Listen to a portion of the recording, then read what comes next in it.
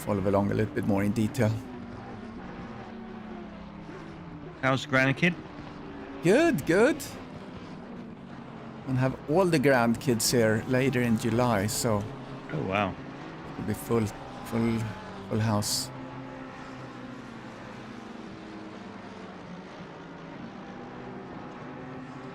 Yeah, so Thomas, who is the reigning Group 2 champion, is not racing, and Matt Hansen is not in there as well. But Steve, Brad Maris, and Chris Moses, the top 3 of Group 1, they're racing, and they're gonna be challenged by the Wolf. You know, Yes. I think yes, indeed. that's gonna be fun. I look forward. I need to go and get something to drink real quick, so I have that ready. So I'll be back. Okay. Yeah, I'm gonna go and get some grub.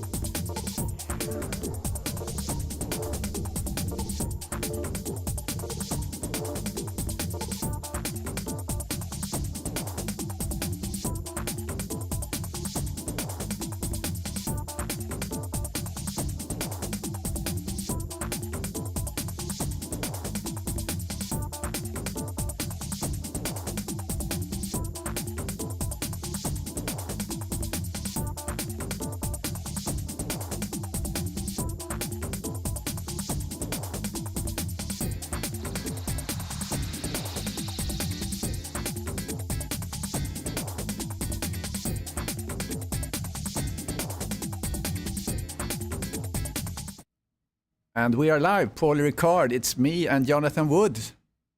Yeah, hey, good morning, good afternoon, and good evening, everyone. And this is the seasonal opening for the GT3 race, where we have two groups. We have the platinum drivers and silver drivers, all divided according to the Group 1 and Group 2 we had last season. So this is Paul Ricard, first race. And I'm going to get us looking at the track. Just resetting now for the qualifying. Just counting down, and we're going to see the 15 first minutes. We're going to have the silver cars out, which are the cars that have a number plate, so to speak, which you're going to see right there on the screen. So the white, and we have the grayish. The grayish is silver. I'm not sure if you're seeing this on your screen as well. I'm in the pit lane cam, but I'm seeing that we have more entrants than we have pit stalls. So there are several cars that are actually sharing the pit stalls. Interesting. Yeah. So I think that's kind of what we talked about before, that ACC only accept max 50 cars. So it shouldn't be a problem here. But yeah, hopefully it doesn't screw up the pit stops. We'll see. Right, it's like sharing a jail cell, isn't it? Yeah. I see some of these folks together and I'm like, wow, yeah. That's some scary combinations here. Yeah, absolutely.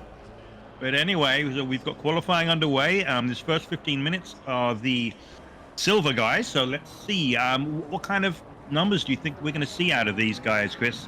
I saw that Peter Wolfschleiner in pre-qualifying did a 153.4. So what about these silver guys? Where are they going to be? I would say maybe 56. I can't recall what mine. I mean, I'm like a platinum mid to lower tier. I can't remember what my time is on the GT3 anymore. This is your favorite track, and I remember when we did exactly. Group 1 GT3 here. You were very, very competitive. You were in the top 5. Yeah, it's I don't know how come that I really dig this this track. So I'm gonna find someone that's out and driving on Derby, for example. So I'm actually gonna see what I had. Will give us a good indication. Circuit Paul Ricard, and if I look at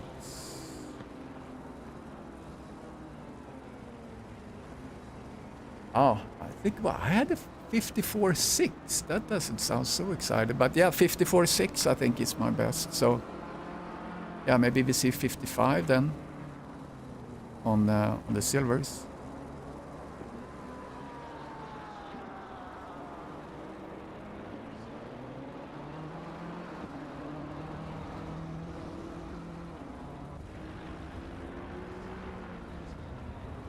Hi, Nikos. How you doing, buddy? See you in the chat. Hey, Nikos. Good to see you. Is it me you're looking for? Always. Nikos, you're the first person I'm looking for on track, and you're not there again. So where are you, dude? I mean, you're clearly at home, right? You're watching the stream. So what's your excuse for not being on track? That's the big question, Nikos. When will you do the return to racing? That is the question.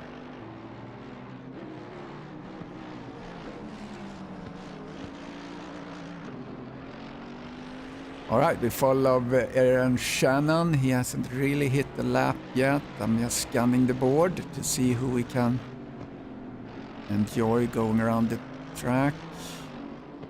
Yeah, who is the fastest of the silvers? That's the question. Mike Mileski puts the first time on the board on 58. I'll tell you what, mate, let's ride with Randy Zimmer, number 41, the Ferrari. He's just coming through the last turn, and we can do this. I think he's like probably, top 3, top 5 of this group. Yeah, See. let's see. Simmer, there's Simmer. Let me get into his cockpit. And there we Simmer. Now you drive with Simmer. I'm gonna put the corners and the speed in there too. So we go past that really dodgy pit exit right there. This first corner, you've got to sacrifice the entry to get a really, really good exit.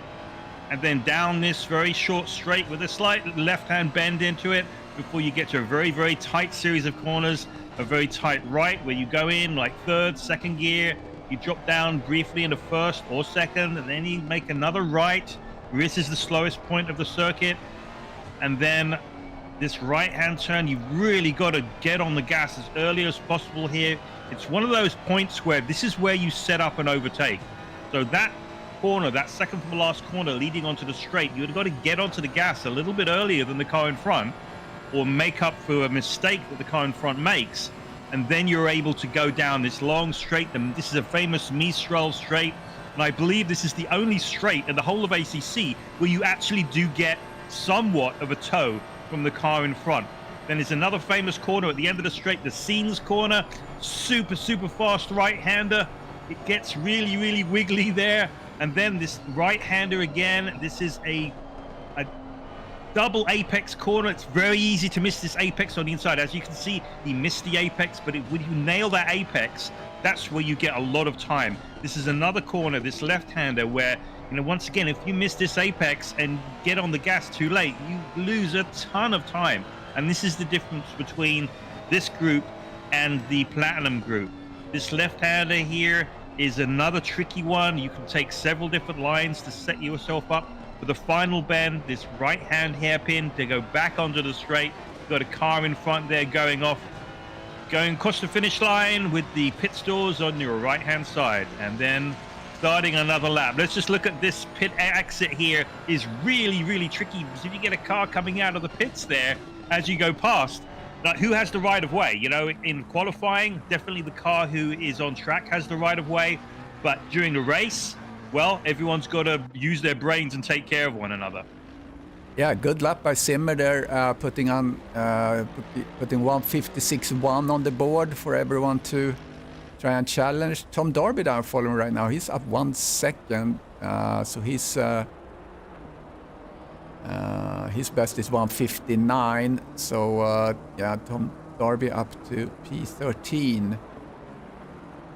Yeah, and you called that pretty well, a 156, and we're riding with the right guy too. Yeah, perfect. Let's see what Peter David can do. He's up 0.2 on his time. He's currently in P4. And he gets up to provisional P2. Antonio Ferreira is improving. He's just starting his... Oh, I'm sorry, he's on the Mistral straight. We're going to see a lot of overtaking there, I'm sure.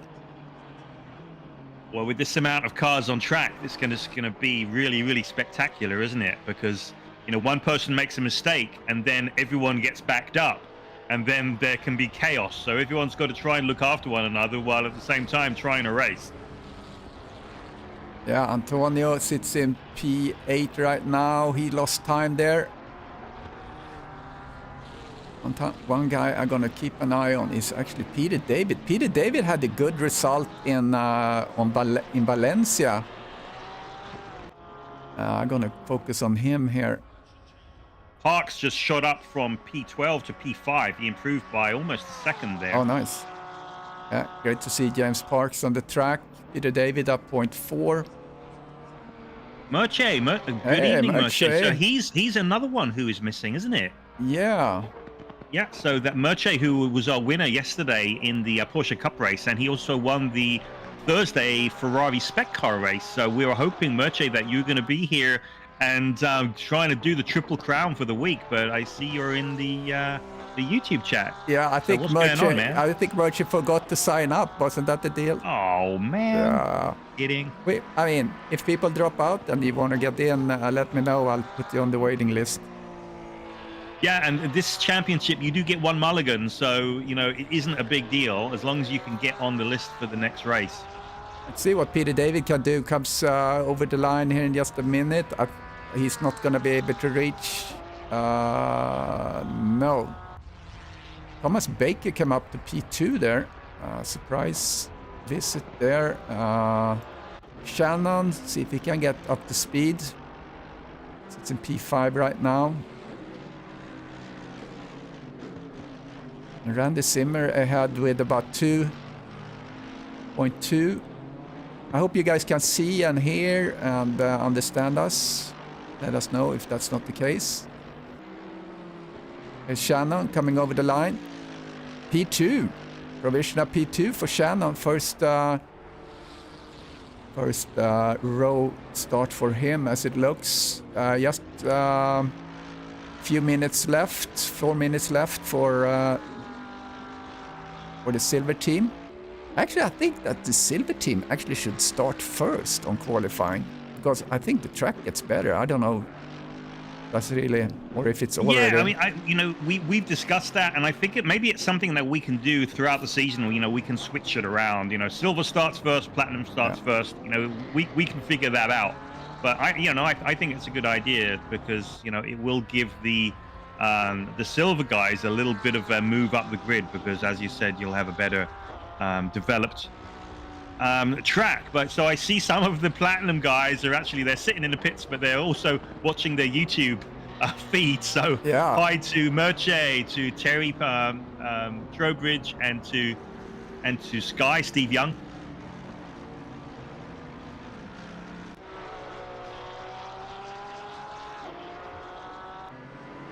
Yeah, John Messick is up on his time, P12 right now.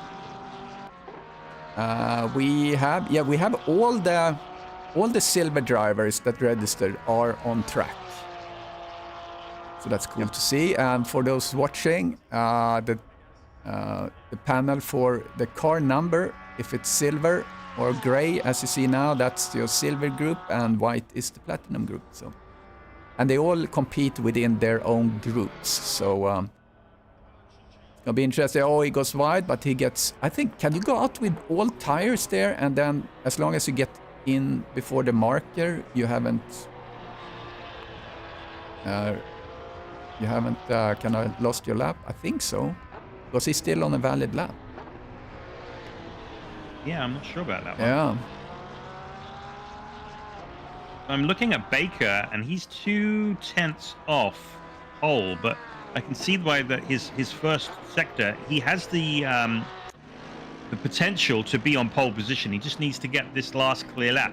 So we've got 17 minutes and 34 seconds left on the board. So it's basically enough for one more flying lap for these guys before they have to come back into the pits, and we have the platinum guys do their qualifying. But I've got a close eye on Baker and Shannon, because Shannon is only 1/10 off of pole position. Baker is now starting his last lap. I mean, he could probably get in 2 laps, actually. Yeah, I think he can get in 2 laps, but I'm just interested to see how he goes with this one. Because, oh, no, he's actually quitting.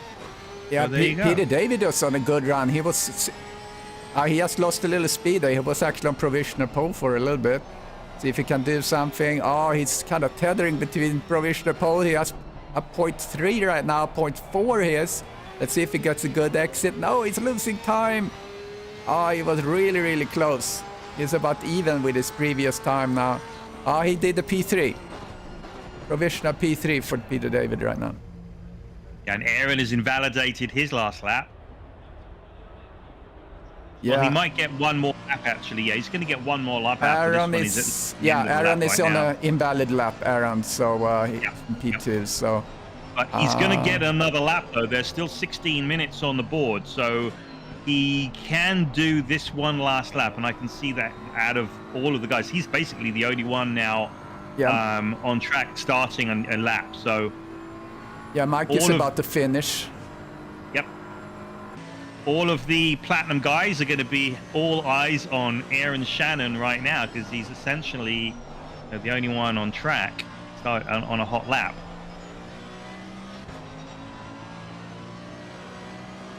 He only needs 1/10 of a second to take the pole position in silver. He's got a slower car ahead. Yeah, it's Mike Maleski out there on track, I think. Yep. Or is it? No, it's not. Is that Owens?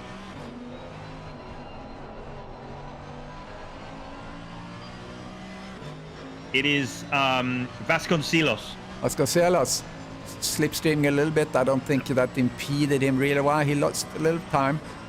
Yeah, he's lost time. He's a tenth and a half down.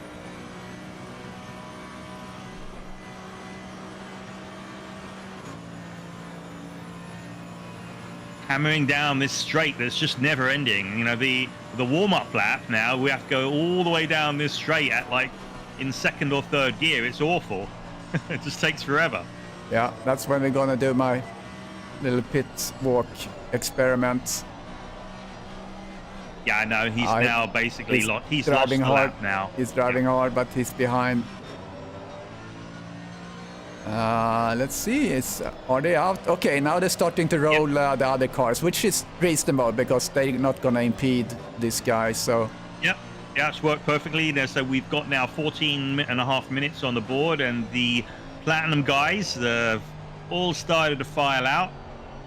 And this is going to be a much busier track because we've got, what, 30 Platinum guys? 31? Something like that? Yeah. Yeah, have a few cars out now. You think we're going to get many drive-through penalties for speeding? Because, you know, that pit-in, the pit-in line is right as you come in. It's like you have to almost come to a stop on the track in order to get down to that speed limit. Yeah. We didn't really see anything in the Porsche Cup. I don't think we had any traffic penalties. Yeah, but you know, all the Porsche Cup guys, they're wily old men, right? They don't do that kind of thing. Yeah. Yeah, I wonder who is the one that's first on track. I thought that was Sharpenberry. Maybe not. It's Peter Wolfschleiner. So he's number 196. He's now actually coming into the second from last corner, the left-hander. So maybe we can pick him up and watch his first flying lap. Just coming into the last corner now onto the pit straight. I'm sorry, who did you have? Peter? Peter. Yeah, okay. Here we go, Peter. So let's see. He comes past the finish line. See how he sets himself up. He's all the way to the right-hand side here. He knocks down one of those cones, takes that inside, gets back on the racing line, hits that apex perfectly. He's using every ounce, every last millimeter of the track. This is how they hit the apexes, guys. If you're trying to figure it out. You see exactly what Peter is doing here. He breaks so very perfectly. And he goes wide in that turn. Smooth. I never go that wide. This is really... He goes wide he's using every last centimeter of the track. He really is. Yeah, so everyone watching, this is a free masterclass in how to do this. See where he tops out on the straight. I'm using miles per hour, you know, being American. Yeah. So he's getting 177, 178. Yeah, 286.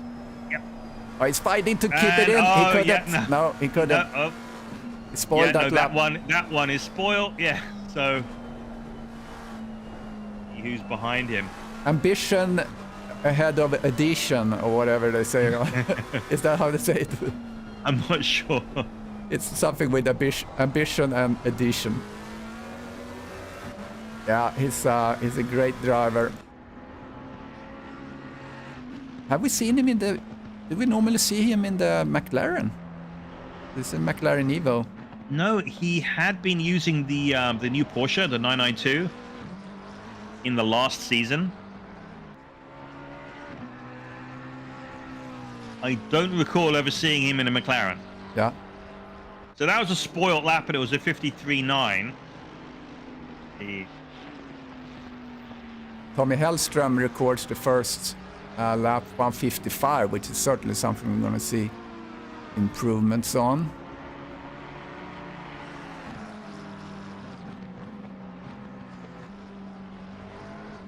Chris Moses currently P1, a 55 flat. He's got traffic in front of him. He's not going to be happy about that. But the car in front just went off. That was Patrick Larson. Just a no-name.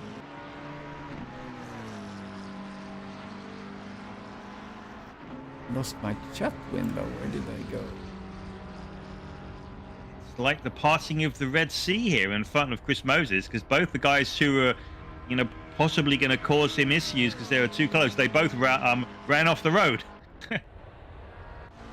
He's currently improving by about 3/4 of a second.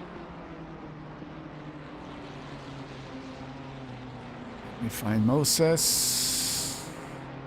Yeah, he's going down the Mistral Straight right now. There's Moses. His first lap definitely wasn't anywhere near on the pace. So Brad Maris, 154.8 right now.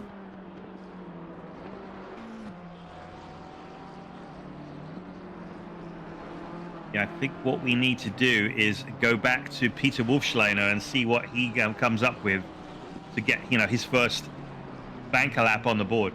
I do find though, Krista, that with this track, it's not until like the second or third lap until everything is perfectly warmed up. Yeah, and there it is, 153.7 by Peter.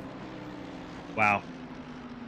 And he can go faster than that. I saw 153.4 from him in pre-qualifying. I'm gonna get in the cockpit of him now so we can see what's going on.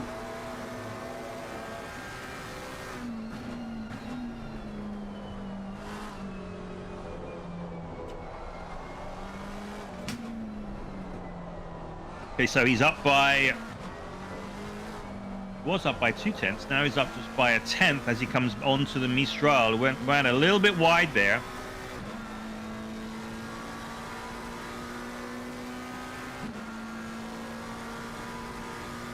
Definitely has a couple of tenths in him. The question of putting it all together.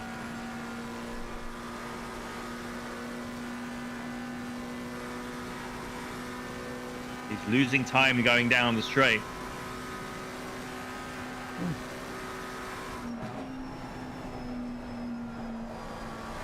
Oh, and he's so close to being invalid there. Just so incredibly close. Somehow he managed to keep it inbound. And as he hits this apex perfectly,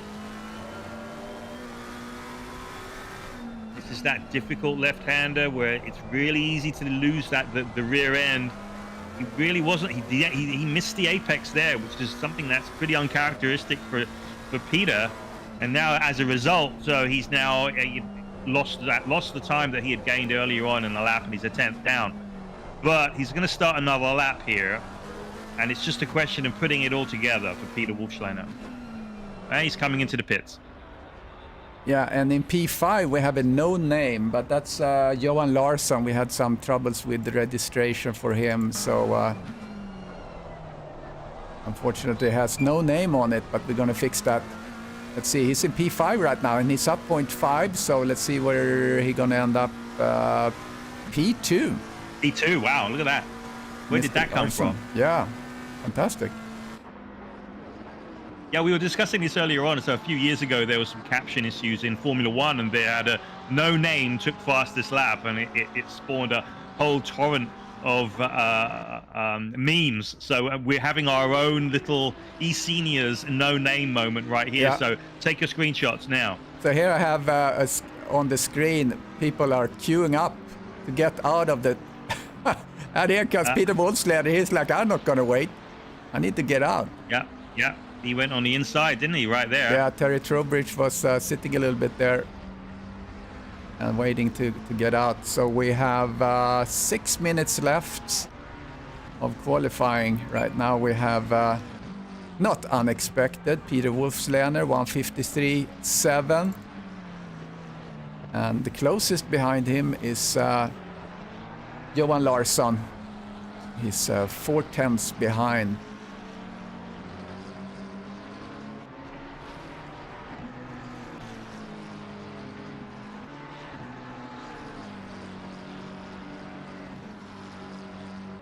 Yeah, further down the field, so P3 you've got Chris Moses and then Chris Bourne in P4. Sylvain Desart in P5, Brad Mary's P6, Mark Stevens P7, and well, actually, they just got deposed by Steve Young, who went up to P6. So interesting top 8.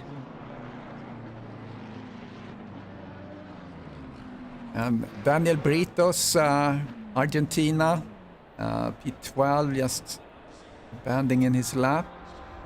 So 5 minutes, that should be enough to freshen your tires and go out again. There's another Yeah, Larson. no, definitely. This is Patrick Larson. I think it's Tommy, Patrick, and Johan that drives together with Peter Wolfslener. They practice every night together. So they're all, I think all but one is racing the McLaren, so Patrick is racing the Ferrari here.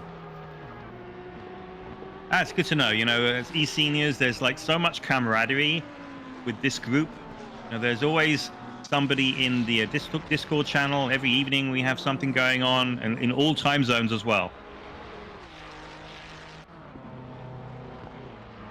So if you're watching on YouTube and you haven't already joined us and you're 50 or over and you play ACC, definitely visit our website and sign up and race with us. We have races during the week. We do have championship races on Thursday, Friday, and Saturday, but all other days of the week are basically open races for eSeniors members. Yeah, good reminder. I think we have 350 members or something there on Facebook. So a lot of people that are engaged in that way. Maybe just lurking to see what we're doing, and if you just don't want to race a championship, we have daily races like Jonathan and Peter said. is on another hot lap, going through scenes right now on the backside of the circuit. He's up by a 1/10 of a second. Gives it a little squirt there in the middle of the corner. I'm sorry, who did you follow? Peter. Oh, Peter. Yeah. I mean, yeah. he's in the last sector right now. He's 0.3 of a second up. So that 53.4 that he did earlier on, that's really what he's trending right now. He lost a little bit of time there. Comes into that second to last corner, that tight left-hander, and the right-hand hairpin leads onto the main straight. Over the curbs, lost a little bit of time there, but he's improved by almost a 1/10 of a second. So 1:53.692. Almost half a second off is Monsieur Larson. Yeah, he has the best. Peter has the best sector 3. So he must, be ahead a lot on that one. I don't know who actually has the best sector 2. Let's see that. Sylvain, we haven't really looked at him. He has a fantastic rig with motion and everything, so he's getting shook up after every race. It's like a cocktail sitting there.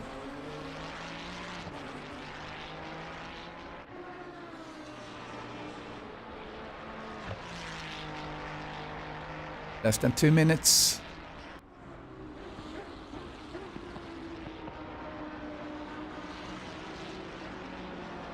Yep, outside your top 10, you've got Derek Bird in 10th place, then Paolo Nove in 11th, Tommy Hellstrom in 12th, Craig Holmes 13th, Andy Driscoll in P14, Bob McSharpenberry in 15th, Chubb 16th, Laszlo Nemeth in 17th, Daniel Britos 18th, Don Queen in 19th, and Bruce Hopkins in P. I think, is Bruce a silver driver or? I don't remember. We just got so many drivers, so many entrants here. It's very confusing. Olaf Linortner is in P22. Terry Trowbridge, P24. Hugo Caballero, P25. Rich McKay, 26th. Peter LaFrance down in P34. Really hasn't had a good clear lap.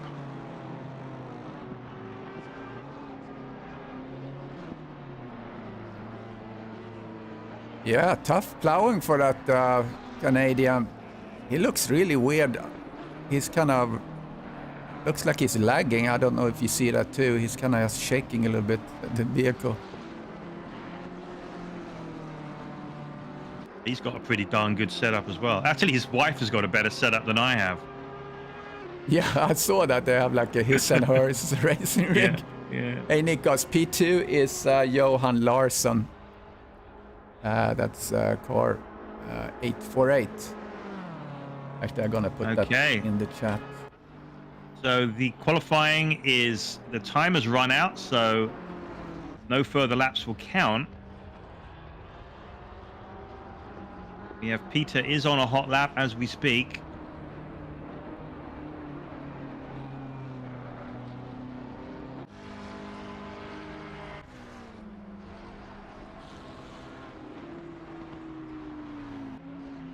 Just missed the apex there.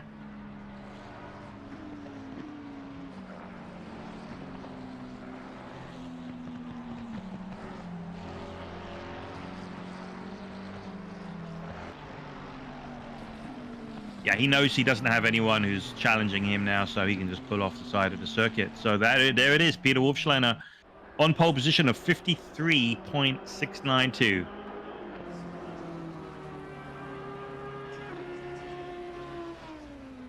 Lots of sweaty palms in the top 10, I think. What do you think, Krista? Yeah, I think so. And it looks like it's pretty even between the two different classes.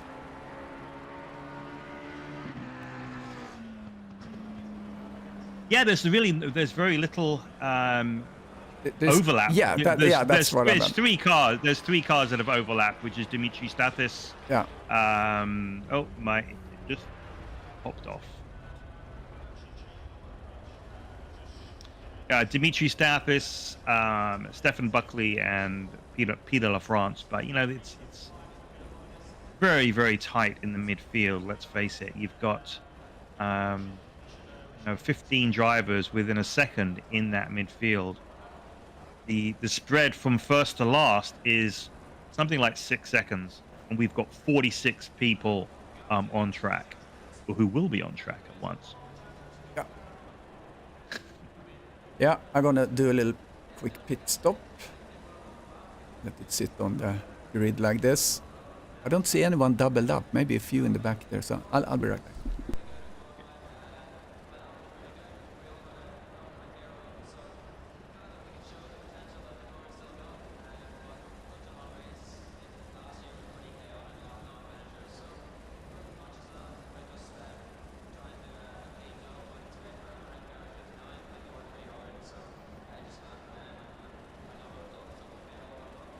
Yeah, no, Terry, it looks like Steve has ditched his Lamborghini in favor of a Mercedes, which I think that's pretty cool. That's apart from anything else, it's pretty brave. I think in the last championship we didn't have anyone in the AMG, and this time we have Steve, we have Andy Driscoll, and Aaron Shannon, and Baker. So we've got a fair amount of every car. The only one we don't have here is a Jag, which is Bruce Hopkins' favorite car. So I was telling him earlier, you know what? If there's one track where you want to have that Jag, it's going to be this track because of that long straight. But he didn't listen. Oh, well, no Astons, is that right, Billy? No, I think Hugo has an AMR, I believe. But that used to be a very, very popular car. And let's see, and Richard Colombe, he also has the AMR.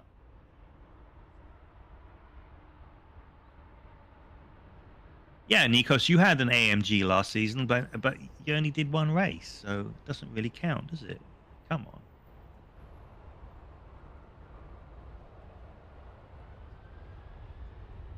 So this is something that's new with eSeniors. So we're going to do a full warm-up lap.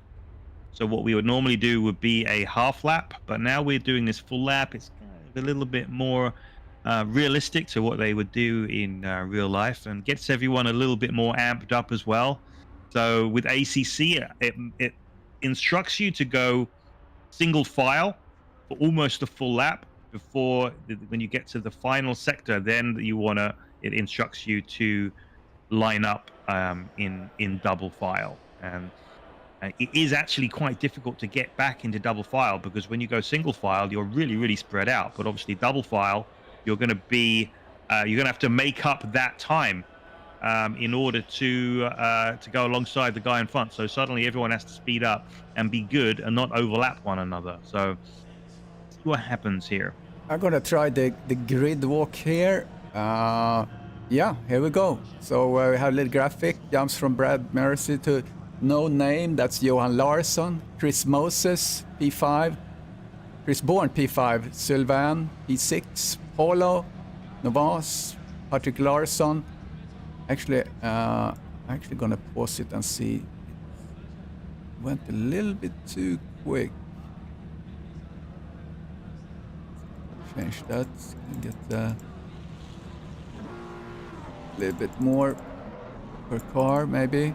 Okay, so we resume. So there's Steve Young, P10, Derek Bird, finally got his livery sorted out. Craig Holmes, P12, Tommy Hellström from Sweden, 13, P13, Andy Driscoll from Great Britain, Max Sharpenberry, 15, Brian Chubb, P16, Laszlo Nemeth from the Netherlands, P17, P18, Daniel Britos, Argentina, Don Queen from the United States, P19, and Richard McKay, Canada, P20, Hugo Caballero from Uruguay, I think it is, Terry Trowbridge, UK, Bruce Hopkins, P23, Uwe Tollen from Germany, 24, P25, Ollie, Jeremy Arobas, P26, Randy Zimmer, P27, Dimitri Stadis, beautiful livery, P28,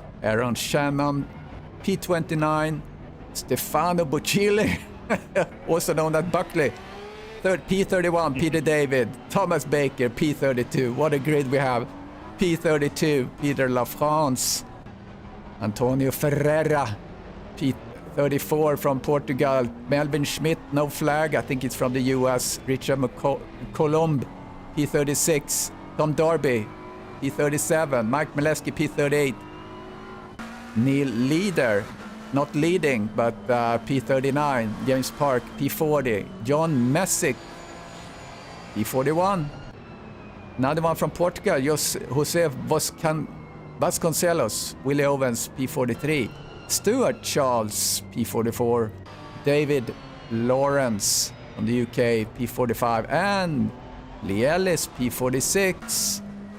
That's the grade, guys.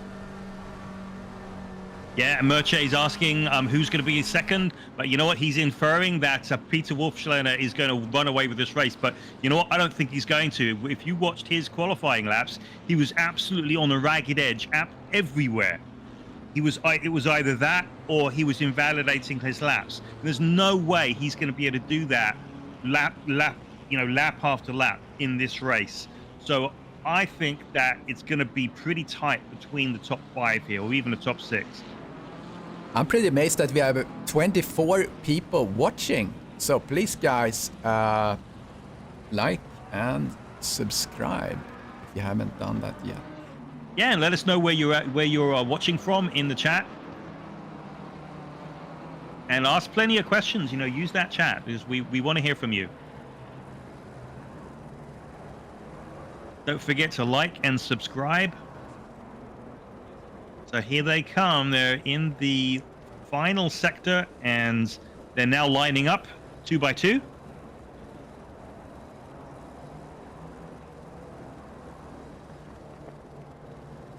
What do you think? Brad Mary's in that Lamborghini. Likelihood is it's probably got slightly better top speed, I want to say, than the McLaren, or at least it can possibly get to that top speed quicker than the McLaren. So this is going to be very, very interesting. So they've gone through their final turn. Yeah. And I'm going to hand it over to you, Christopher, to start. Yeah, Peter Wolfslener and Brad Maris. Wolfslener had the inside track on the on the first turn, and here's the start. Wolfslander get a really good start. Chris Moses really pushing up on Brad Maris, and here they go. It's opening up for the first turn. Looks nice and clean. I'm gonna stay with the first pack here for a little bit. See, they're probably a little side-by-side action, but not too bad. Yeah, Wolfslander doing good. Oh, little side, oh, little slide. Little touch there, little turnaround. Little pandemonium right there. Yeah, pandemonium on the pit straight. Craig Holmes, Derek Bird, Steve Young was involved in that. Yeah. Very unfortunate. A couple of people down. Just fanning, moving down. We see accident markers as there is quite a few touches in this first start segment. Wolfslander nice and clean out, and Peter Larsson. I'm sorry, Johan Larsson, P2.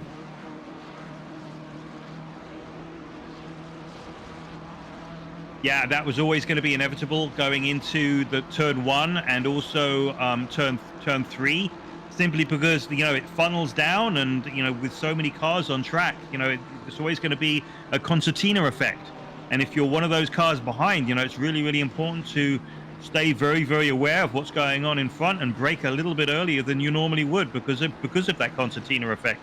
And clearly had a few incidents there, but it does look like only a few cars were involved. We've got 1, 2, 3. We've got probably 5 cars that were slowed down by those incidents. Otherwise, everyone is very, very tight from P2 all the way down to goodness, to probably like P40.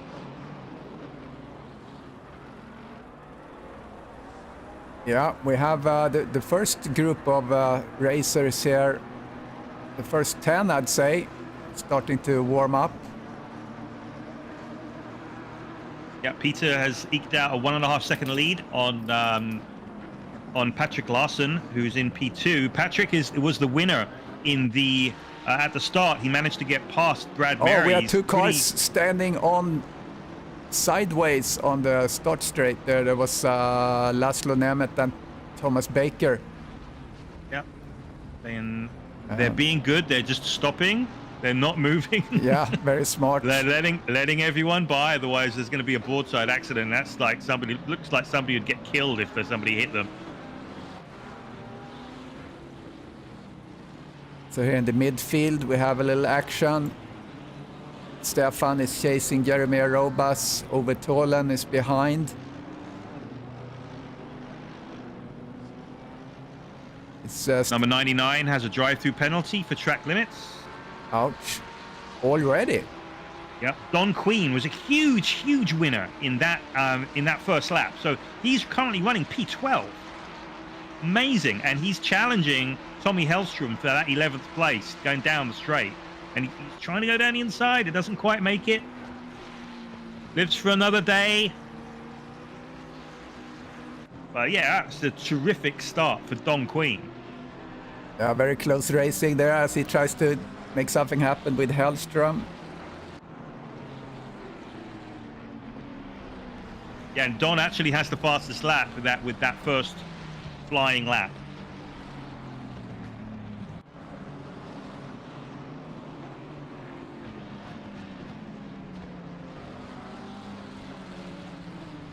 Oh, he's really pushing. He tries to do the inside. Successful. Yeah, a little touch there.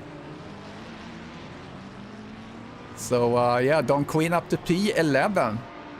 Yeah, that was very, very cheeky of Don there. Very cheeky. It's obviously it is what you can do because the faster line is sweeping in from the outside. Sorry, Peter David came out of the pits there. He comes ahead of a few people. Goodness, yeah. Goes over the lines and tucks in behind Hellstrom. Yeah, there's a few spots on this circuit where the faster line is a wide line, but when you do that, if you've got a car close behind, you just invite them to just jump inside, and then you've got nowhere to go and you lose the place. And that was exactly what just happened with Tommy and Don. I like Stefan's Coca-Cola livery. Classic branding. Jeremy is slipstreaming behind Bruce Hopkins.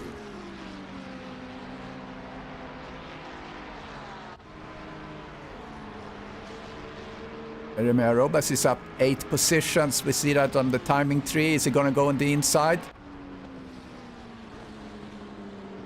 No, he's a little bit careful.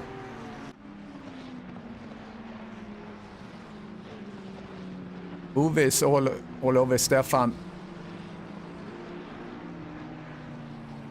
So many cars on track. I don't really know what to look at. Yeah, Tom Darby, Ferreira. Looks to, oh, there's a touch. Side by side, Uwe Tolen.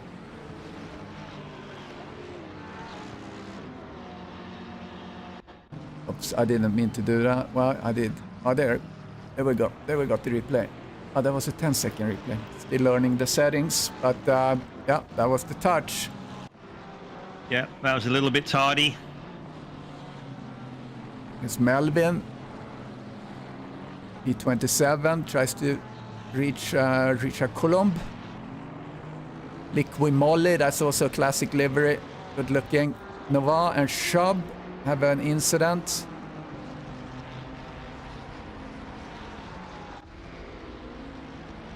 I have a spreadsheet that should record the incidents, but I haven't been able to get that to work.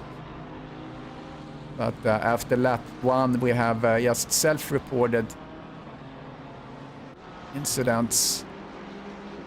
Something happened here, a little touch maybe.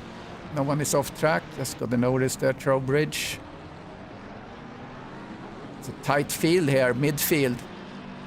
Yeah, Trowbridge and McKay both falling down the order. So something clearly happened between those two.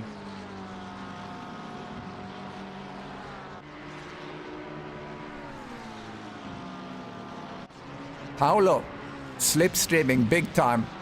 Comes on the outside here on James Parks. James Parks has a really cool Tango livery.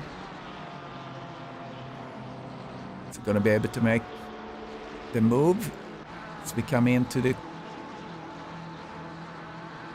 So Parks have the inside, which is the advantage. Often you see that you try to do what you can to defend and then leave an opening on the inside here, but Parks did a really good job covering there. Ooh, Bruce Hopkins just spun it, and we had a Lamborghini which was stopped on the straight. No, what was it, number 916?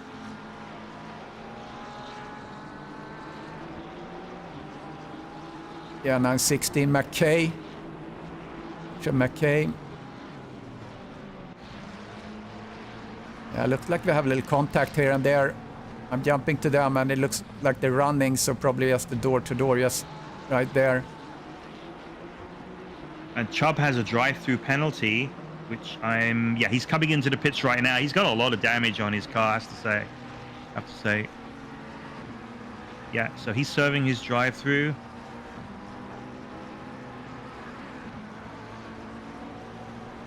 Welcome David Craig, Peter Howells, Stan Washer, Billy. Great to see 26 people watching this race. Hope we provide the entertainment you expect. Let us know if there's something you want us to focus on. Trying to follow the action as much as possible here as we have a really long grid to work with. 43 cars on track. We had 50 cars registered. I'm not sure if there's someone that has left. Yeah, we now have 42 cars on track. Peter LaFrance must have been one who was just demolished on the yeah, he's in the lap. pit right now. I'm not sure if he's just stationary. That looks like yeah, he's just sitting in the pits. Yeah. Chris Moses has the fastest lap, sitting in P3, and he's 0.3 of a second behind Brad Marys. He really is challenging him now. I don't remember seeing, so this is another something that's interesting. So Chris Moses is in a BMW. That's something that we didn't pick up on. So this is the first race of the season. Well, not seeing Chris in a BM before. His car of his cars of choice previously were the AMG and the AMR, I believe. And as you can see in P4 is Johan Larsson. So he was in P2 and the first lap. So he lost a couple of places. Not sure what might have happened there. But either way, we've got second, third, fourth, and fifth all within like a second and a half.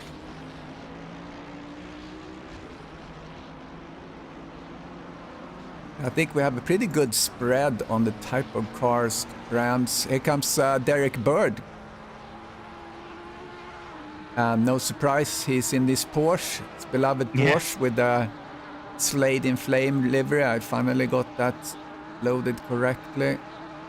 Mark Stevens has the inside.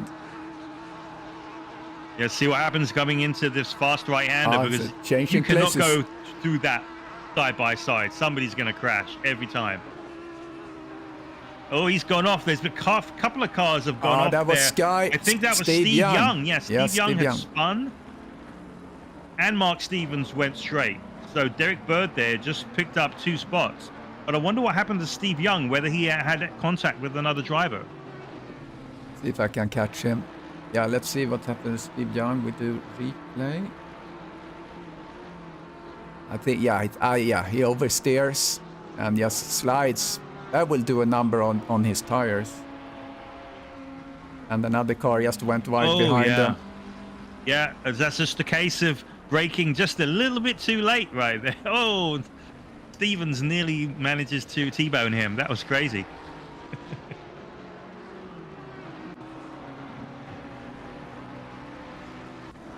Okay, Chris Bourne start to get up on Johan Larsson. No-name driver.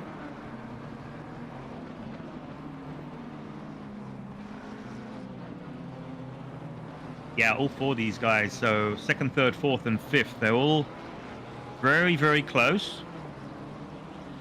It's just a question of who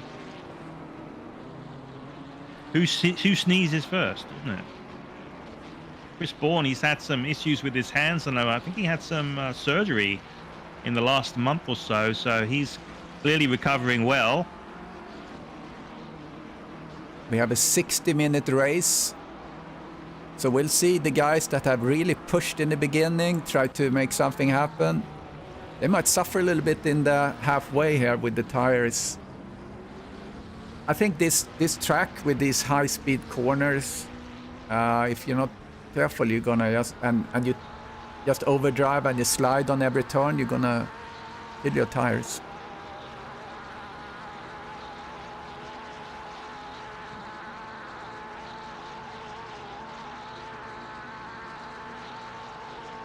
Right, let's see what goes on in the back. Patrick Larsson is passing Britos. Is it gonna stick?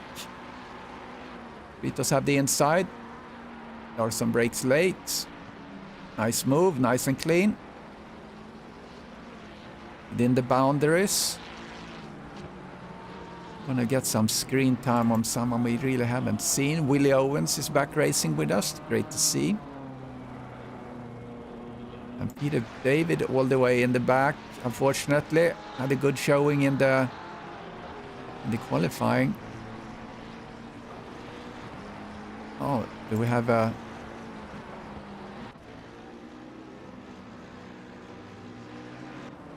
Oh, something happened there. Let's see what we can get out of that.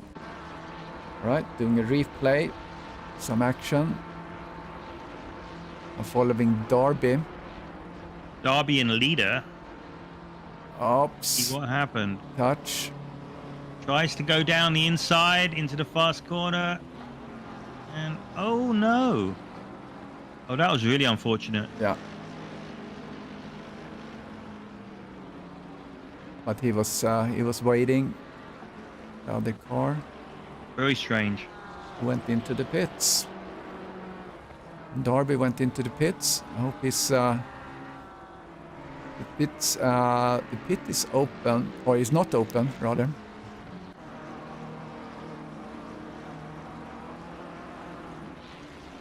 Is born. Try to chase down Larsson. Getting a good exit. Yeah, he's going to need to rely on a mistake. He needs to push Larson into making just that small mistake, and it's got to be at the right place as well. So probably looking at the right-hander, that slow right-hander before the back straight, before the Mistral, so they can just get on the gas a little bit earlier and toe up down the straight and go inside in that fast right-hander at the end of the straight. Otherwise, you know, he can make just like little mistakes, and it's really, really difficult for Chris to capitalize on them. Got a better exit here. He's gonna have to be very, very brave on the brakes if he's gonna take him down the inside here. Yeah. Some of these corners, like the braking distances, are actually pretty short, so it's quite difficult to take advantage of the car in front. Like this corner here, and the next one is where you can tend to slide a lot. Need to tire. He get a good exit here, though. Yeah, he did. He got a good exit, and he's got a slight toe. And you see, this is where, for me, this is where this game needs to be improved, which is giving us a good toe. He actually does have a toe. He's closing up a little bit. I'm not sure if it's going to be enough. Is he going to have a go? You can see the car in front is defensive. He's going to take an inside line, which is going to compromise his exit and his speed through this corner. So, but Chris had to do the same, really, didn't he? Yeah, that was a good move by Larson. Good defense. Yeah, good defensive move, but he didn't really move over so far that he had to really over-compromise the entry into that fast right-hander. Sliding around, you can see Chris is taking a tighter inside line. Oh, almost touching. As close as he's been. Yeah, he's as close as he's been here. Is he going to dive? No. Larson closes the door on him. Is he going to take the defensive line here? So he's not. No, Chris could have done a Don Queen there. Don Queen. The Don Queen, you know, it's all valid, you know. There's some times where you can just dive in. You know, if you leave the door wide open, you put your car there. You know, I had Chris do that to me at the start yesterday in the cup race.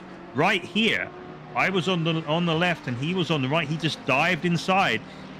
It compromised his entry into the corner. I was faster in the corner, but on the exit of the corner, he was on my inside and I had nowhere to go, so I had to lift off. I had to concede the corner, and that's exactly what would happen here given those same circumstances. Speaking of Don Queen following him, he's still in P10, so he has really been able to benefit from all the carnage and also good driving. Yeah, the first thing he's gonna do at the end of this race is watch that replay of the start. I guarantee it. And good on him. That was a bloody good start. There's a lot of good battles. Patrick Larsson, Zimmer, Bruce Hopkins, and all chasing Jeremy.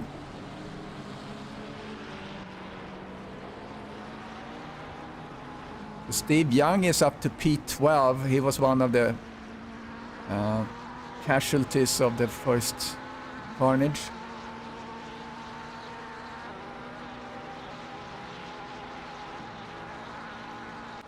And if you're wondering, Peter Wolfschleiner is leading by 2.5 seconds. So he's not really pulling away that much. I mean, maybe he could go faster. I don't know. But, 2.5 seconds is not a whole lot, especially when you've got pit stops coming up, right? Where are we? We've got 41 minutes left on the clock. The pit window is open for the next 30 minutes. And if he bodges his pit stop or gets a drive-through or something, that suddenly opens it up for somebody else. Isn't that a great livery? I absolutely love Lee's livery. Bloody brilliant. So Lee started dead last, and he's now in 27th. So, bloody good race from him so far. And what we're going to do is we interview the winner. I'm not sure we're going to be able to reach Peter, though. I forgot to remind him to get on the mic because he doesn't like to be on the comms when he's driving, so we might not be able to catch him, but we're gonna see if we can catch the winner of the silver group. Unfortunately, I don't have the silver, those markings on my broadcast software. I had to look at the timing tower. So we have a drive-through for number 24. Who's number 24? Yeah, who is that? That's Andy Driscoll. Driscoll. Yep. Yeah, I just saw him there.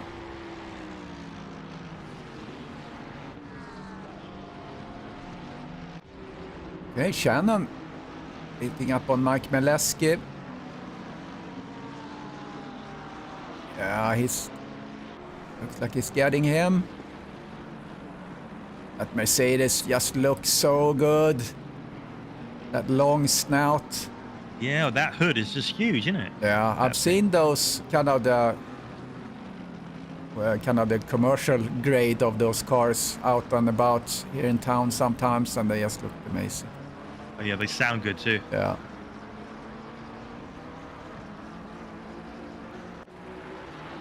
It's the kind of car that you can use as your daily driver, isn't it? I'm sure. I'd love to try that. I have a 23-year-old Camaro C28.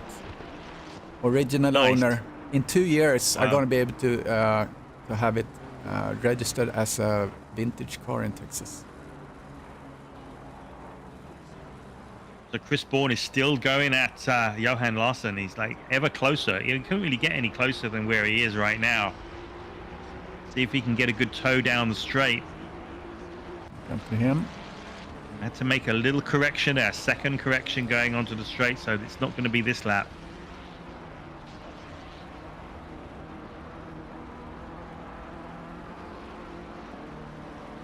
Moses have the fastest lap, and I think the reason the Wolf doesn't have the fastest lap is that he's kind of just doing his thing and try to although his best is like 6/10 out of or 600s from we got a mistake there from Larson. He got a little bit sideways going into the fast right-hander after the straight.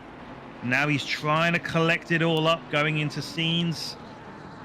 Manages to do it, but I'm sure his tires are probably like overheated just a little bit, so he's got to be really careful here in this left-hander, really tippy-toe.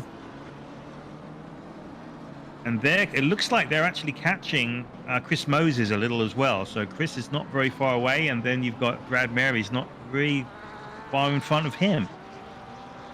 And we're going to be coming up on lapped traffic now as well. So that is going to throw just something completely different into the mix. Yeah, I think Peter had someone in front of him. Let me get on his dash. He had someone ahead of him. Not reaching him just yet.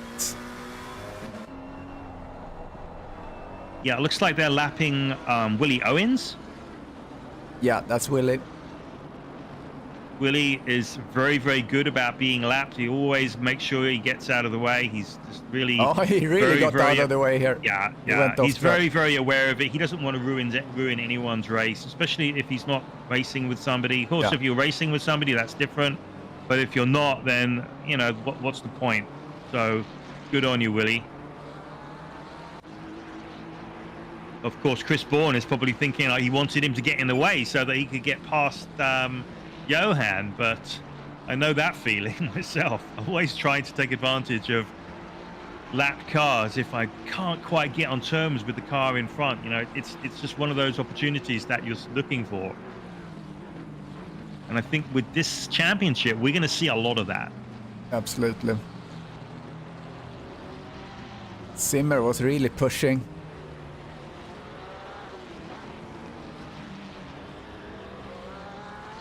Sylvain Desart is in P6. He's having a pretty lonely race. He's 4 seconds behind Chris Bourne and 3 seconds in front of Derek Bird, who's another lonely guy, who's another 6 seconds in front of Mark Stevens.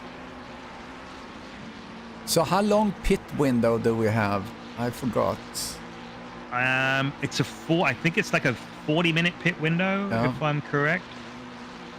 But most of these folks, I mean, they're going to be splitting it, splitting the race into 2 equal halves, right? They're going to be pitting around the 30-minute mark unless, they're fighting with somebody and, they feel that they could get ahead of them with an overcut or an undercut. So, of course, we've noticed that with an over and undercut, you need at least 2 or 3 laps to make it effective. But then the other problem you've got with a race like this with so many entrants is, and it's all very well being faster than the car in front and trying to over or undercut, but if you've taken your pit and then you come out in traffic, can really screw things up for you again. So really, really difficult choice to make. And, sometimes it's just easier to go for the pit stop, which is halfway through the race, and just hope that, your opponent has a bad stop and you absolutely nail yours. Yeah, we have Hellstrom in the pits right now. So he pitted P11. Yeah, he was fighting with Don Queen, and Don is now up to P9. Really on a charge, and he has Steve Young behind him in P10, less than a second behind him. So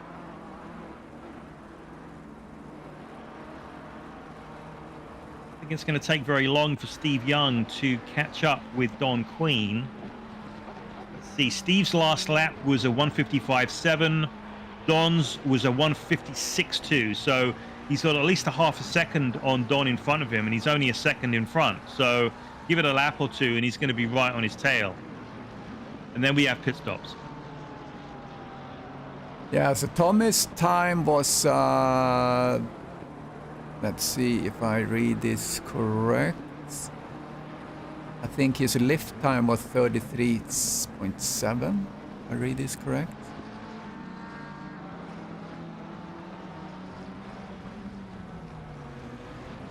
Jeremy Arabas having a really nice battle with Hugo Caballero for P15. Chris right on his tail. Chris went into the pits, Chris Bourne. Yeah, so a couple of people start to go in here as we reach almost half time. Yeah, so let's see where Chris winds up when he comes out of the pits, because he's the first to pit. And he's falling down the leaderboard. He's in P13. But he's coming out now, and this is going to be really, really dodgy coming out, because he's coming out in some very, very heavy traffic. Yeah, I gotta follow him, see how he negotiates the traffic.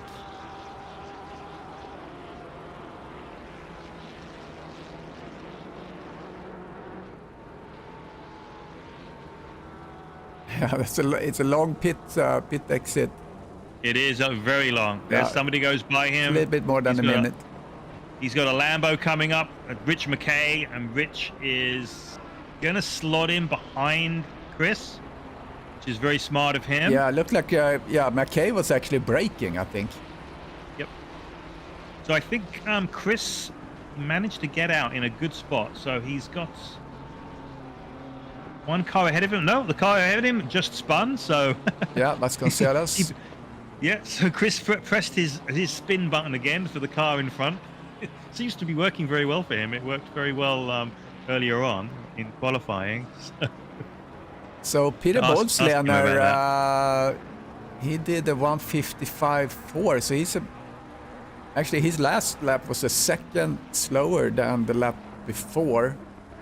I think he maybe just did a little mistake, but he seems to continue his pace. So Sylvain Desart and Johan Larsson are both in the pits. It'll be interesting to see Johan where he winds up when he comes out, because obviously he was in that big battle with Chris Bourne.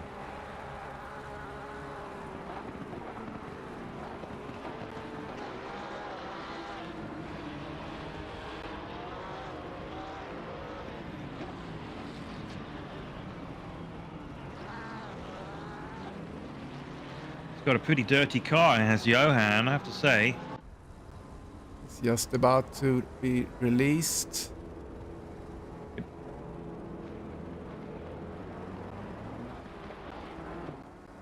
Not yet. Got a whole bunch of cars coming in now. Coming in and coming out. So, okay, so he's come out of the pits. Where is Chris? Chris is coming down. He's diving down the inside into turn one. Brilliant overtaking by Chris Bourne. He's gone a little bit wide. So Chris have the advantage here because he has the temps on the tires. Yep, absolutely. Great driving by Chris Bourne. I mean, he could see that coming down the straight. I'm sure he was looking at Johan coming out of the pits and figuring, okay, can I dive? Can I dive? Yes, I can. And he totally sent it. Brilliant stuff. Steve Young comes out, Hellstrom behind.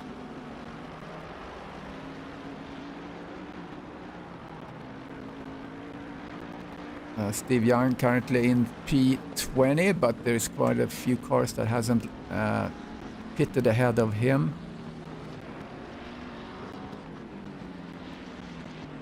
Got a stop and go penalty for somebody. Stop and go for Randy Zimmer. Ouch. Yep, that's a 30-second stop and go penalty. That is a big out. So he must have been way speeding in the pit lane. Chris Moses, Derek Bird, Brad Marys, and Mark Stevens, all four of them are in the pits right now. So that's your P2 to P5. Derek Bird in the pit, Stevens in the pit. Wolfslen is still running. Yep. His last was 154.8, which is only 3/10 slower than his best. So, you know, he's just continuing his groove. I think I remember that he's a guy that laps can or pits kind of late, so we'll see. Looks like Moses has come out in P2. Yep, he's come out in P2. Yes. Well, on the road, Bruce Hopkins is currently... Oh, he's currently P2. Chris Moses just collided with Mike Molesky trying to overtake him. He totally rear-ended him. I didn't see that at all. I'm watching it live. Let me go back. Let me go back and see.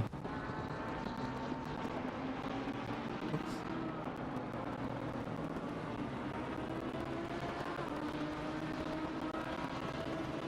Oh yeah, there I see a little touch. Yeah. Yep. That was a perfect touch. If that would have been a little bit different, he would have done like the cop, you know, the cops do. It was like he gave him a punch, wasn't it? It was like, hey, get moving, get moving, will you? I'm not sure what happened there. I'm not sure if Mike just lifted off or what, but yeah, that was a little bit strange. Peter is in the pits. Yes, indeed. On the road, you've got in P2 Bruce Hopkins and in third Olaf Linnortner. So out comes Peter.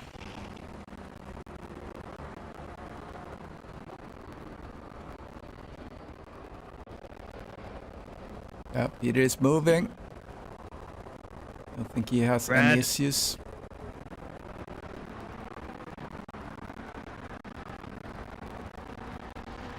Yeah, so he's got ahead. He's come out basically in the lead again. Yeah. And Brad Marys did manage to stay ahead of Chris Moses in that pit stop exchange. Yeah, so if Maris, if he can keep pace a little bit, maybe catch him a little bit, Wolf, by his getting his tires up to speed, but doesn't look like it. No, it doesn't. It really doesn't. He's got now 4.5 seconds on P2 has Peter. And now we've gotten a little bit spread out. So you've got Peter, then 4.5 seconds behind him is Brad Marys, and then Chris Moses is another 4 seconds behind, and then another 4 seconds behind. You've got Chris Bourne. So during that whole pit stop exchange, the top five have really gotten somewhat spread out. You do have Johan Larsson is now behind Chris Bourne. Of course, he's lost that place to him, and he's less than a second behind, and he's maintaining that spot, that distance. And then Sylvain Desire is another 5 seconds behind him. So I think we need to really go down the order to get some good racing here, which is remarkable, seeing that we have 40 people on track. Yeah. And it's so spread out. Yeah, Paulo getting racy with Antonio Ferreira. So Yeah, he's like 3/10 behind, which is like no time at all. 2 guys from Portugal fighting it out, coming out on the Mistral Straight. See if Ferreira can reach. Got a stop and go, 30-second stop and go penalty for Vasconcelos. He's in the pits now, and he's falling down the order as we speak. Currently in P31.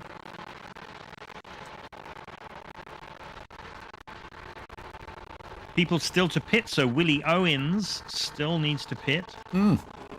Andy Driscoll, he's been in the pit several times for other reasons, but not to complete a scheduled pit stop. Aaron Shannon is in the pits right now, serving his pit stop, so I believe Aaron is the leader in his class. Yes, he is, and he's currently sitting 1, 2, 3, 4, 5, 6, like 10 spots ahead of the second place car in his class, which is Ferreira.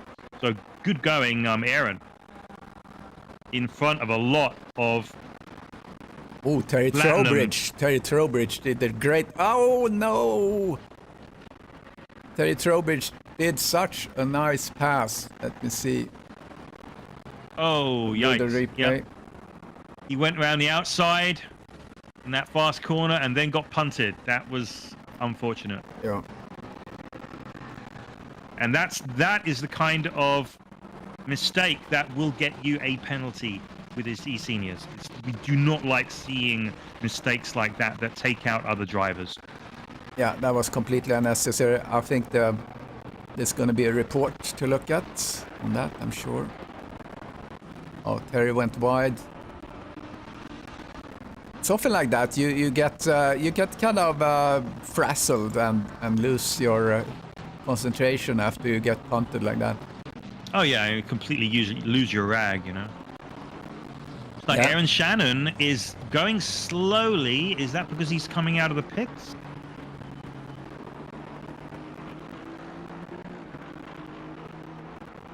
No, something has happened to Aaron. I don't have a marker on him.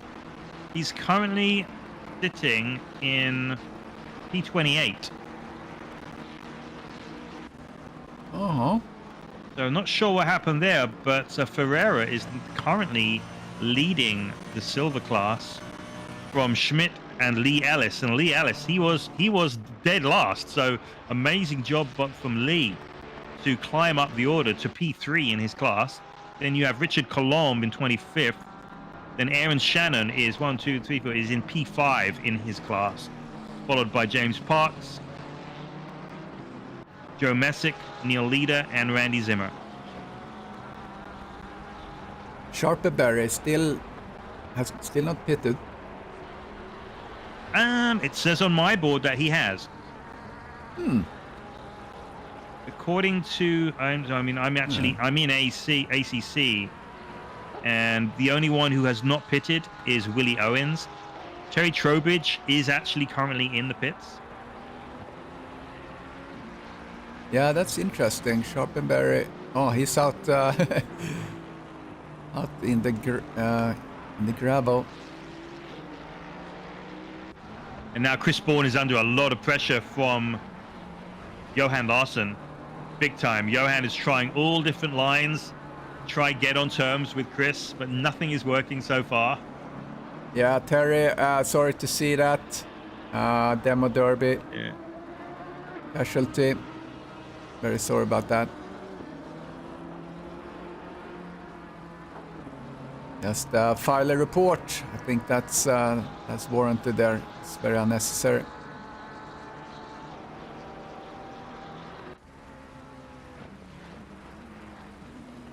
Patrick Larsson going wide, I think it was. so easy to go wide there. I mean, you fight your way up, you know, Mistral straight, and you come on that long right-hander, and if you get too excited trying to pass someone, you're gonna go wide. Let's see how these guys are doing. Richard McKay on Lee Ellis, not able to reach him. Lee Ellis driving the Spitfire Power McLaren. Oh, it's McKay is catching up with him. We can get the move here for P22. McKay had to pull back a little bit.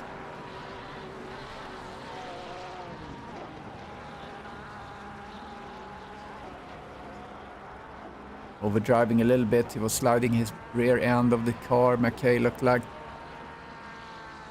Lee's driving that Spitfire like a proper jet fighter. Yeah, that's how you drive the Spitfire.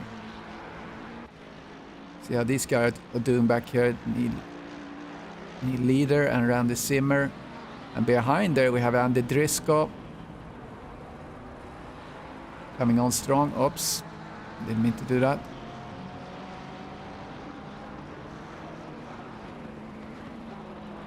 Yeah, Terry. I mean, you know, it's I know Terry's like sounding off in the chat that, you know, he kept on getting hit, and he got hit by somebody who had to stop and go, you know, waiting for him and go into the pits. Which, you know, it sucks. It's not a waste of time though, Terry. It totally isn't. You know, just keep on racing. It happens. It happens to all of us. It's just some of us. Some of our races are good. Some of them are bad, you know, in real life. Professional racing drivers, they have good races, they have bad races. It is what it is. But we like having you here, mate. Yeah, absolutely. Sometimes you win, sometimes you lose. I mean, the good thing about eSeniors also, though, is our point system is, you know, you finish a race, you're going to get good points either way. So, and you also get one mulligan. So, you know, if it is your worst race, you get to drop those points. But hey, you know what? If you finish inside the top 10 or top 15, you're still getting decent points. And most of these championships, winning is all about consistency, especially when there's such a large field. So finishing is everything.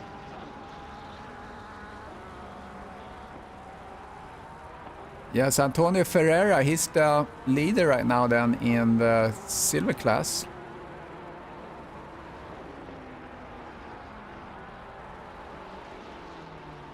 Yeah, he's got 4 seconds on Lee Ellis.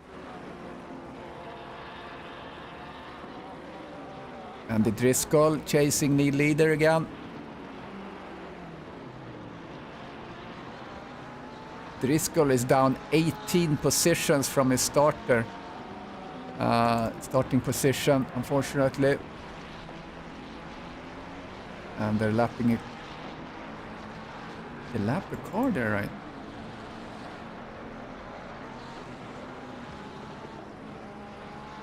Turn 10, the Virage de Bendor. It's officially the Bender. The Bender Bend. Bendor, I thought that was Spanish. Bendor. I don't know, but trust the French to call a curve a Bendor. Yeah.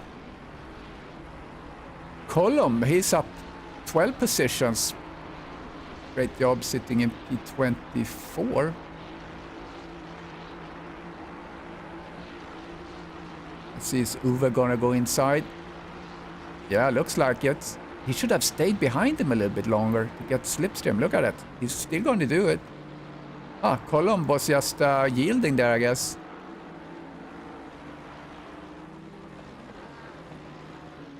So Uwe now up to P23. Just trying to see where...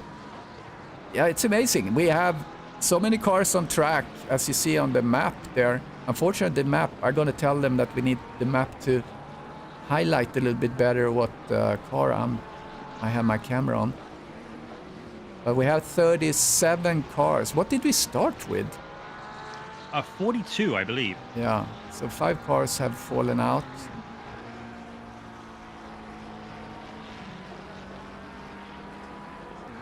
But I don't think I've really seen any issues related to the number of cars we have on track, because there's been some contact, obviously, but it doesn't matter how many cars on track you have. There's going to be contact. So yeah, and some tracks are going to be more difficult to navigate the first lap or the first few corners than others. I mean, with this amount of with any amount of cars, to be fair, I mean, even if you have a 10 car grid at Monza, going into the first turn, it's always going to be a concertina effect. With 40 cars, it's going to be a parking lot. But hey, you know what? It's all part of the game, and it's all part of the fun, really. Yeah, we have to sort out the first. Oh, what happened here? Chris Moses disconnected. Again. Oh. I thought he had those squirrels sorted. Look, he's just hanging in the air. I had to get on the... Look at that thing. Yeah. Is he gone now?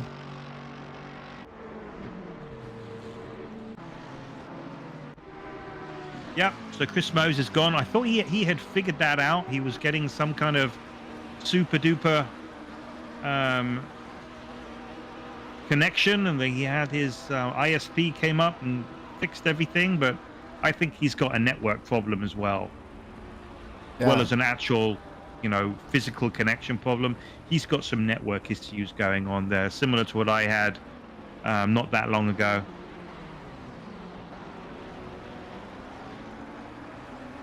Yeah, I just got the AT&T fiber, so I'm super excited. Put up the settings a little bit on the stream. I'm not sure it actually makes a difference, but so Maris in P2, Bourne in P3. Yeah, I'm following Brad Maris. He almost spun it. Yeah, I saw he was almost losing. Very, very squirrely. Let's see, this lap is a 159.3. Wow, so much slower than his best, which is a 154.5. I mean, he just basically lost 5 seconds on that lap. How is that possible? What happened other than what we just saw? Because definitely something else happened. Daniel Britos is he's impeding a little bit here on Peter Bosleder. Yeah. So yes, look at that. Yeah, wow. Britos went off, and then he came back on track, and here comes Peter Wolfsländer. So I thought he was would yield to him, but he actually didn't. So bit naughty, Daniel. Naughty, yeah. When the wolf comes, you move.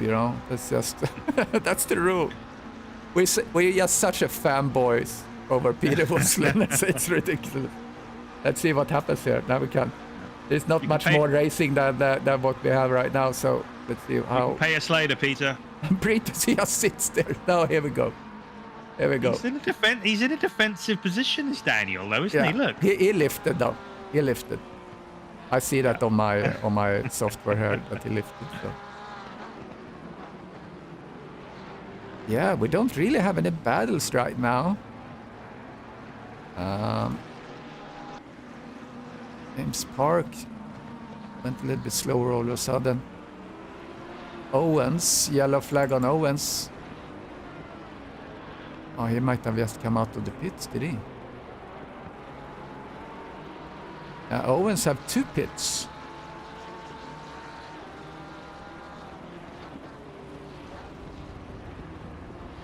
Yeah, a little weird that Max Sharpenberry, that it doesn't show that he's taken his pit stop. That's weird. Yeah, that's your... that's the software, yeah. That's your software, yeah. I'm showing he's green.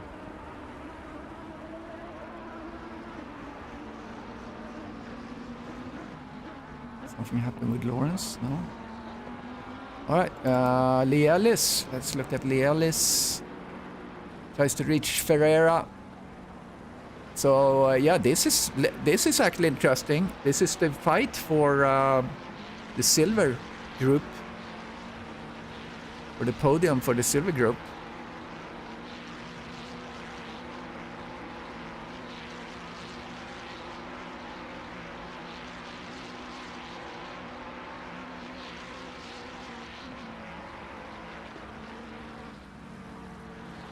Aha, so Novas. Yeah, Lee Ellis up 26 places. Pit window is closed.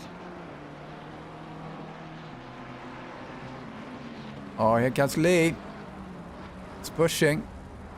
So now McKay is joining this little group.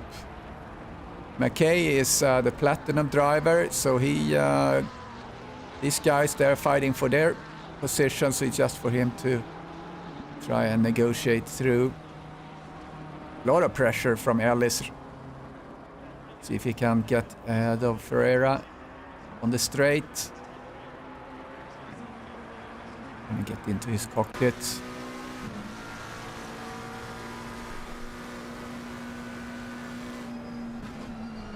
I think here it's just to set up so you can really make something happen as you come up to the straight. I'm a little bit nervous on this particular corner we're coming up to because people might brake a little bit different.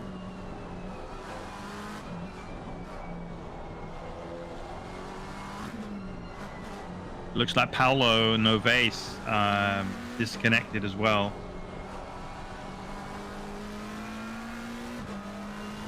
As he fell off the server.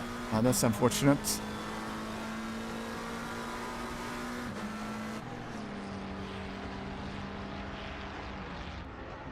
Yeah, Moses, I think he doesn't really have he has some sort of an infrastructure problem where he is in his house or outside. He has his ISP. I've been there, finding cables that have been consumed by rodents.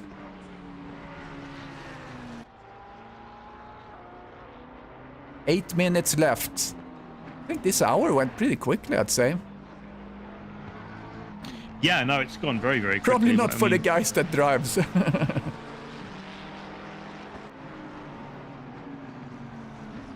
See if Lee Ellis can get by Antonio Ferreira.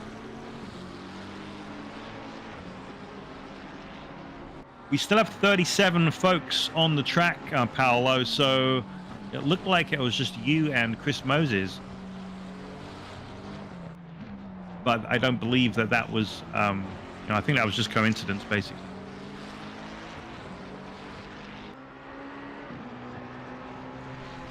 The issue that I was having with my disconnection issues was with my mesh network. I was basically getting a packet loss because I wasn't connected. My PC was not connected directly to the originating pod of my mesh network. It was actually using a satellite. So I was getting, whenever I got a packet loss, it would disconnect from ACC. Connecting directly to the originating satellite or the originating pod for my network, it basically fixed it. Yeah, I have my cable basically goes straight into the router that goes to the modem. And then other stuff is on the mesh, but for the gaming I need to have it direct, like you described. All right, come on, Ellis. Let's get that Spitfire going. See if we can get him ahead of Antonio Ferreira. Oh, Ferreira spun. He spun backwards and he's hit Lee. Oh, shoot. But I think Lee's going to carry on. Yeah. He's going to be able to carry on here. Let's do a replay on that. He's kept it going straight. So, yeah, that was just a matter of Antonio. He lost it. He took that corner a little bit too tight. I think he might have got onto the rumble strip on the inside that it basically upsets the balance of the car, and he spun it sideways. Let's see, I'm doing replay. Oh yeah, he oversteered big time and then swirls around. Yes, hits the door on Ellis that managed to continue. Wow, dramatic. Yeah, very dramatic indeed. 296 has a drive-through. 296, that is someone in... Oh, that's Richard Sharpenberry. Yep. Yeah, unfortunately, we don't get that info from ACC, so it can't be put on the timing power here. For a moment, I was worried that it was Peter, but he's number 196. Yeah. I was like, no way, come on. Yeah, Don still drives in P10, but he's being challenged now by Craig Holmes.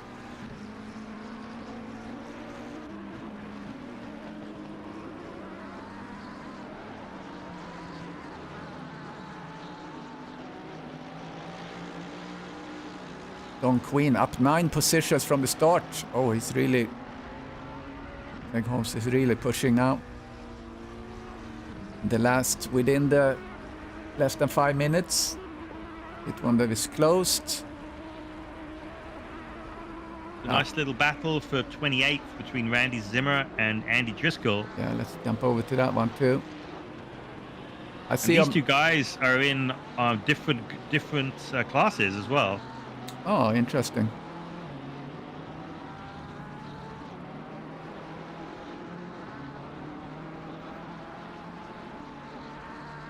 Oh no, it's Steve Young in front of him. Yep, no, he's being lapped. Yep, commentators' complete confusion over having so many cars and 2 different classes. Yeah, that's the challenge. Yeah, otherwise it's pretty steady. Craig wasn't really able to reach Don Queen.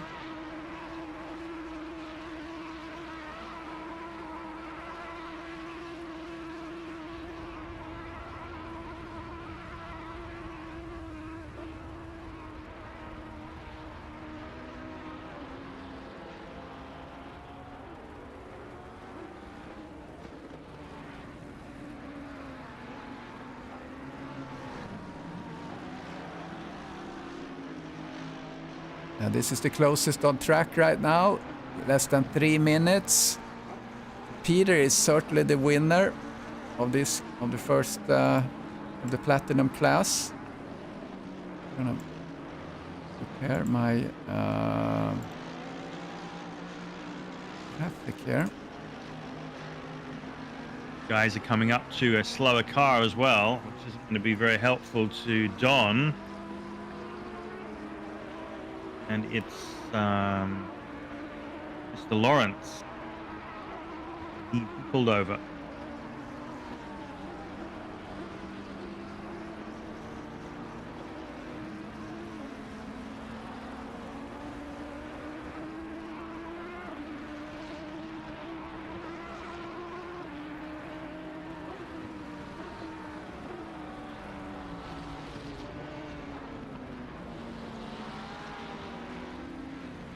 Craig is getting closer and closer to Don. He couldn't really get closer now. And he needs to keep it as smooth as possible here. Get the power down as smooth as possible. Have such close top speeds on the straight. It's just really, really difficult for Craig to get on terms with Don. Yeah, and as you're coming through that sector there with the twisty bits, just before the Mistral straight, where you really need to maximize the exit speed. If you get too excited, you're gonna overdrive and you won't get that that speed that you need.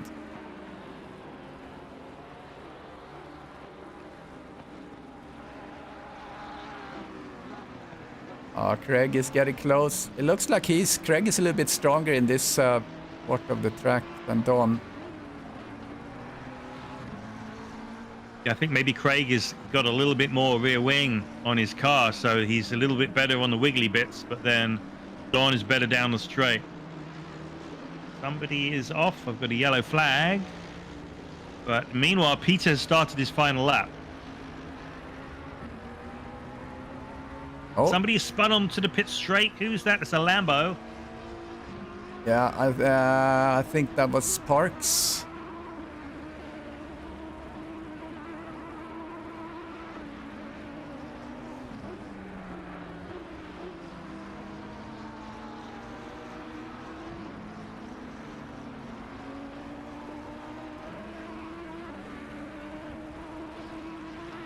Yeah, last chance for them now to do something. Gonna jump over to Peter. Yeah, I'll keep an eye on this Queen Holmes Yeah. battle. So right now, Peter Wolfslener, Brad Maris, and Chris Bourne. Because we have 2 groups, I just gonna focus on see if I can get an interview with at least just do the winners of each group. I think that's gonna be logistically what's possible. Otherwise, we get too many people. And here comes Peter Wolfslener for the win. Brad Maris, P2.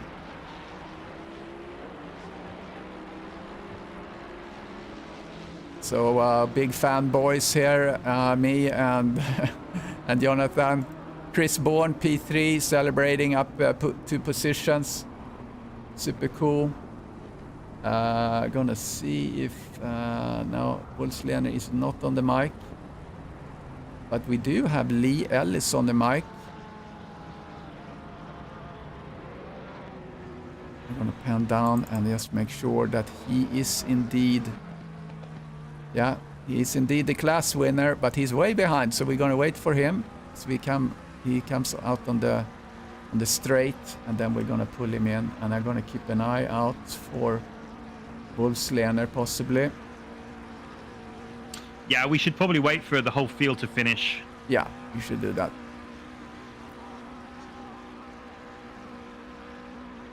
I'm following Lee as he finishing up. Get some more looks on his nice livery there.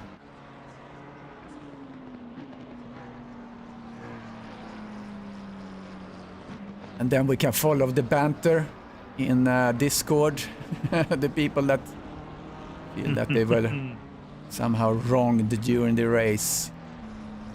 I think that went pretty... Oh, he had to avoid someone that spun just in front of him. That was James Park spinning.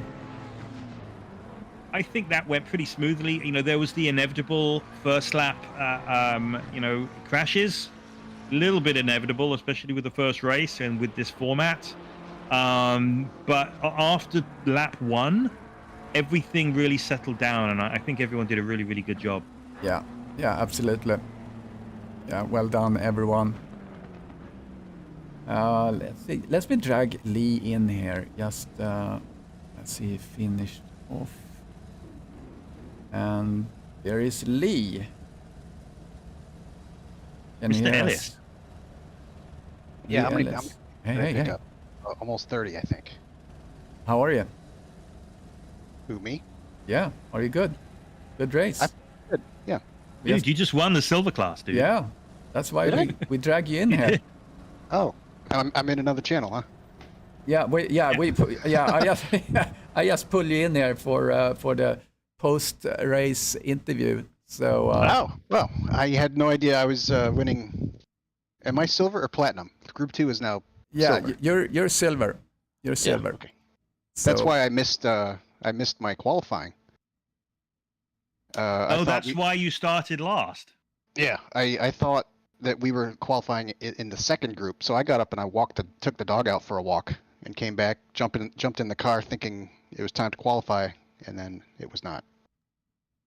Well, you were the best mover and shaker, basically. You started last, and you finished like first in your class. In P17? So you went from 43rd to 17th. That's pretty freaking amazing, mate. Good job. Yeah, thanks much. Yeah, so how do you enjoy the format? Yeah, I enjoy having loads of cars on track. Yeah, and I prefer longer races as well. So, I don't really find my rhythm until 45 minutes in the race. Yeah, I have a replay going with you driving around the track in your Spitfire livery, which is super cool. So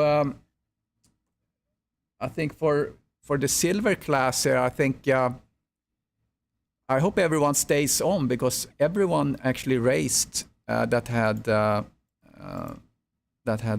signed up. So that's super cool. So who finished second behind me? Who was that? Was it McKay? Yeah, I think so.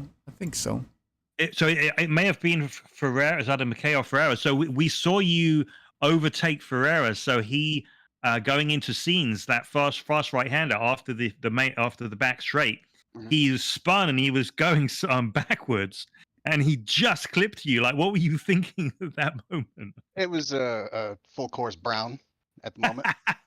And that was fantastic.